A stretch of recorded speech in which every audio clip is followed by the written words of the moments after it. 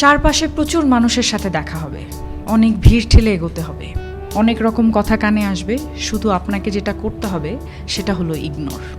জীবনে কিছু মানুষ আবর্জনা ছড়াতে আসবে, তাদেরকে আগাছার মতো উপড়ে ফেলে দিতে হবে। লাইফ আপনার, বাউন্ডারিও আপনাকেই সেট করতে হবে। নেগেটিভিটি যেখানে দেখবেন সাথে সাথে সেখান থেকে দূরে সরিয়ে নেবেন নিজেকে। শুনতে খারাপ লাগলেও আপনার কাছের অনেক মানুষ আপনাকে খারাপ দেখতে চায়। তারা চায় সহানুভূতি নামক মলমের তলে একটু কাটা ঘায়ে নুন ছেটাতে। আপনি সিম্পলি সেই সুযোগটাই দেবেন না। অযথা তর্কে যাবেন না, বোঝাতে যাবার কোনো প্রয়োজন নেই।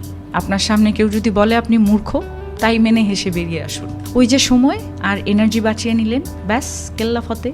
যে যা বলছে শুনে নিন, আর মুচকি হেসে শির দ্বারা সোজা করে নিজের সিদ্ধান্তটা নিজেই নিন।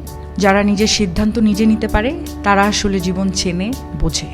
আপনাকে নিয়ে যখন বাকিরা সমালোচনা করতে ব্যস্ত থাকবে, আপনি ঠিক সেই সময়ে গাছ লাগান, ঘুরে আসুন, রং তুলি নিয়ে মনের মতো ক্যানভাস সাজান, বাড়ি গোছান, গল্প পড়ুন, পারলে আরও দুটো সাহিত্য পড়ে নিন, নিজের পুরনো ফটো দেখুন, ব্যাডমিন্টন খেলুন, ছবি তুলুন, চা খেতে বেরিয়ে পড়ুন, নামাজ পড়ুন, পুজো করুন।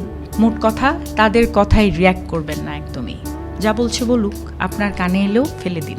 দিন শেষে আপনি জানেন আপনি কি, কেমন, আর এটাও জানেন যারা বলছে তারা আপনার কাছে জাস্ট ম্যাটার করে না।